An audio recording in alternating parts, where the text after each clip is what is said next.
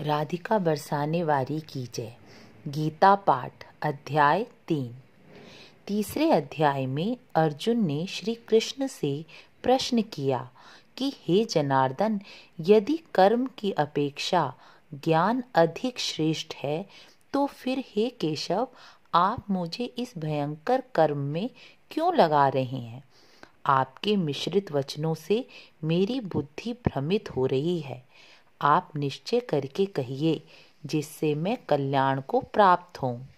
तब भगवान कृष्ण अर्जुन को समझाते हैं कि हे अर्जुन, इस लोक में 2 प्रकार के साधन हैं, जैसे ज्ञानियों का ज्ञान योग और योगियों का निष्काम कर्म योग।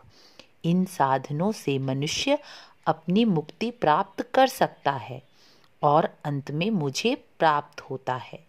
लेकिन इन दोनों साधनों में भी कर्म को त्यागने की कोई आवश्यकता नहीं है, क्योंकि कोई भी मनुष्य बिना कर्म किए रह ही नहीं सकता।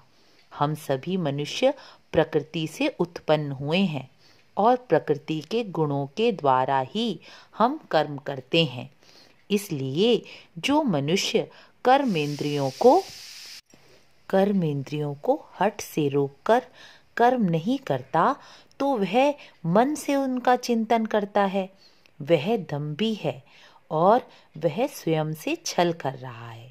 इसलिए हे अर्जुन, मनुष्य को अपने मन से इंद्रियों को वश में करके बिना कर्म में आसक्त हुए निष्काम कर्म का आचरण करना चाहिए। वह ही श्रेष्ठ कर्मयोगी है। इसलिए मनुष्य चाहे ज्ञान योग से या निष्काम कर्म योग से अपने कर्तव्य कर्म को नहीं त्याग सकता। कृष्ण ने हमें समझाया है कि हम अपने कर्म को ज्ञान मार्ग से और योगियों के निष्काम कर्म योग से भी कर्म को त्याग नहीं कर सकते।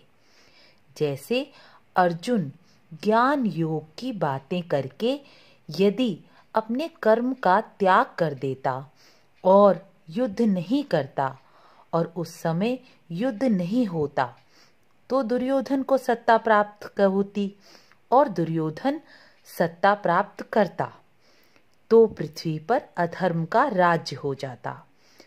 जब दुर्योधन ने साम्राज्ञी द्रौपदी का चीर वस्त्र हरण जैसा अपमान किया तो पृथ्वी पर साधारण नारियों की कैसी दुर्दशा होती। दुर्योधन अपने कर्म का त्याग नहीं करता और अर्जुन ज्ञान के द्वारा अपने कर्म का त्याग कर देता।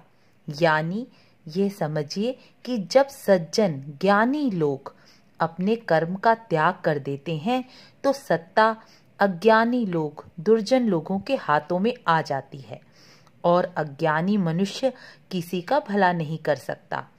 यहाँ भगवान कृष्ण अर्जुन को यह समझा रहे हैं कि अर्जुन, ज्ञान से भी तू अपने कर्मों को त्याग नहीं सकता, क्योंकि अपने कर्तव्य कर्म को ज्ञान पूर्वक करना ही निष्काम कर्मयोग है।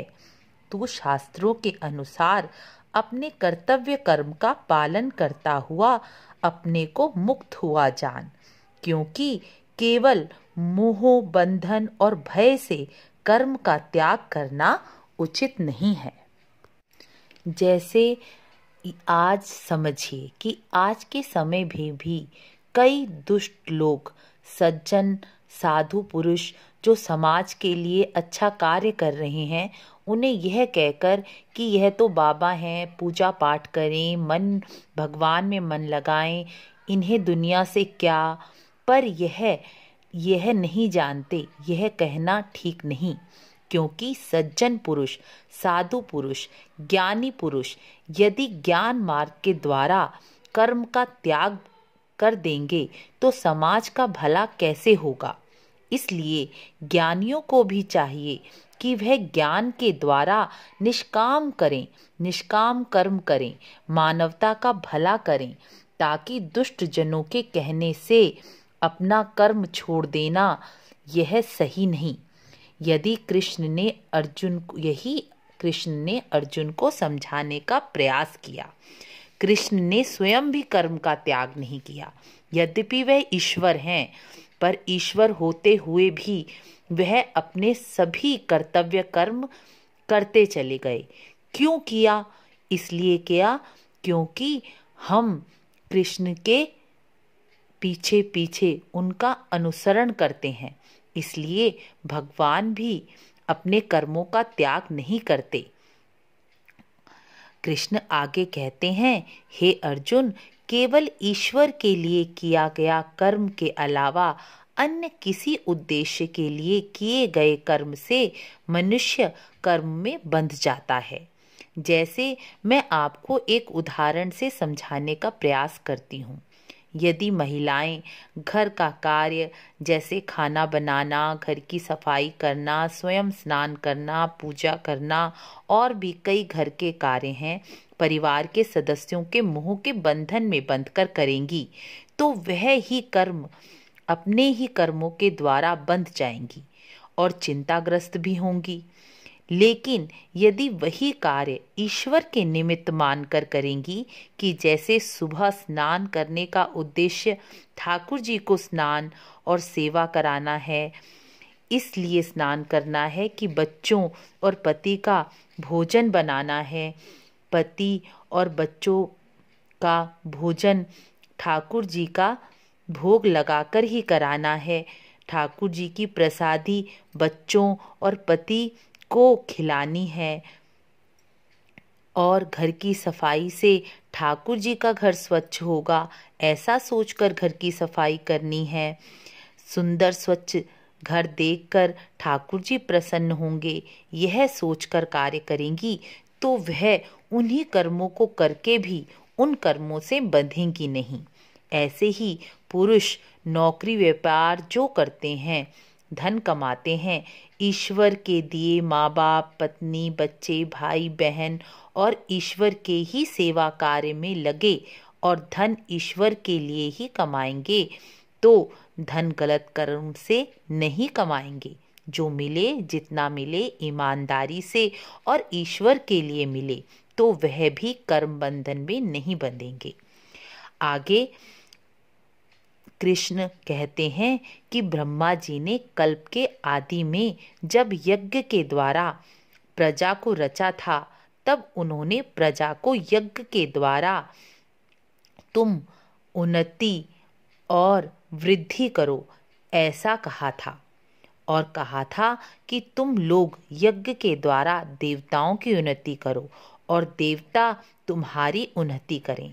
इस प्रकार तुम दोनों आपस में अपना कर्तव्य समझकर एक दूसरे की उन्नति करते हुए कल्याण को प्राप्त हो। इसी तरह हर मनुष्य भी यदि कर्म को कर्तव्य समझकर करेगा, तो वह एक दूसरे की उन्नति वृद्धि तो करेगा ही, और साथ ही अपना कल्याण कर मोक्ष को भी प्राप्त होगा। इसलिए मनुष्य को चाहिए कि वह ज्ञान योग से निष्काम कर्म करता हुआ परमात्मा को प्राप्त हो।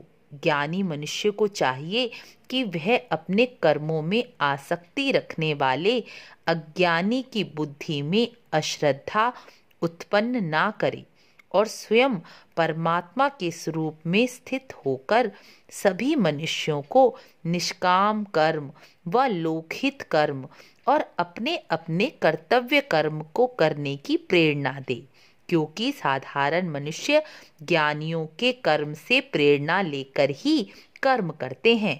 इसलिए ज्ञानियों को ज्ञान योग के द्वारा निष्काम कर्म करने की प्रेरणा ही सभी मनुष्यों को देनी चाहिए। कृष्ण ने कहा कि यज्ञ विष्णु का रूप है, यानी यज्ञ को भगवान ने सीधा अपने आप से जोड़ा।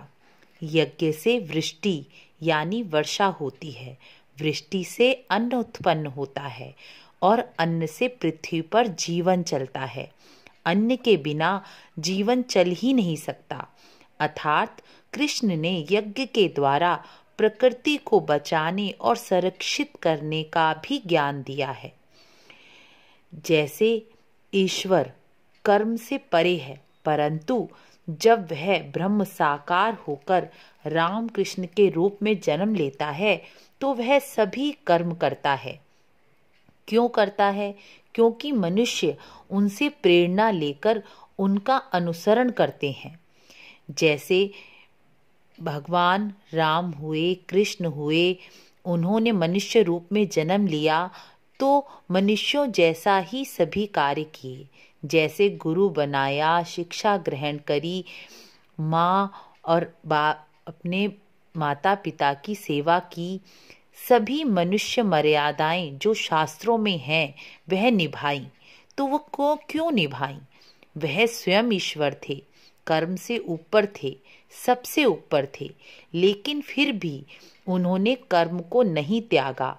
उन्होंने यह नहीं सोचा कि मैं ईश्वर हूं तो मैं क्यों कर्म करूं।